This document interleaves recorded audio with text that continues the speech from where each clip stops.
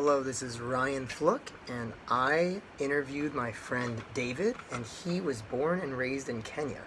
And it's really interesting because his first time in the United States was actually for orientation here at Cairn University. He is a freshman and he's in the music program, so that's how I met him. But it was really interesting talking to him because he learned Swahili and English at the same time in a British school in Kenya, and he's very fluent in English, but we still had some great conversations about learning language and culture, and the reading definitely made me think a lot about how is language learned by people who already are settled in one language.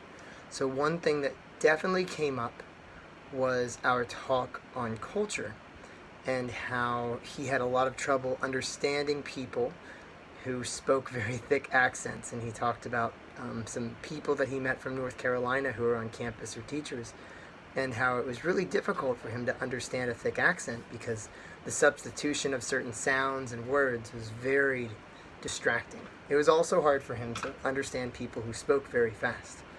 Now I really wanted to tie our interview in with what second language acquisition of adolescents and adults is like.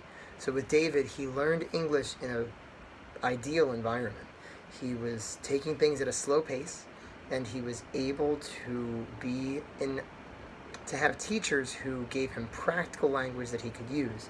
And he was also surrounded by people who spoke English. He went to a church where there was a sermon preached in Swahili and a sermon preached in English each Sunday. And it's great for the fact that he's learning English while learning the tongue that everyone in his tribe spoke. So it was really cool. I liked in the reading how it talked about syntax and how there are very different ways that we understand where the subject and the object and the verb goes. And when I was learning about that, it made me remember how my dad, who speaks in Spanish, would always talk about, and this is what one of the videos earlier talked about, is the dog big or the big dog. And I love learning about that. I didn't get to talk to David too much about that because it really wasn't applicable because he was very fluent in English, but it was very interesting talking to him and then doing the reading and figure out what an ideal situation of second language acquisition looks like, and then how that's usually not the case for most people who learn English. Especially a lot of people who have immigrated to the United States for various reasons.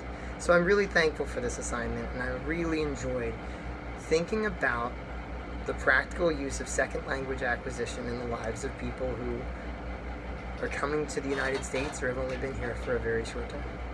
So thank you very much, and have a great day.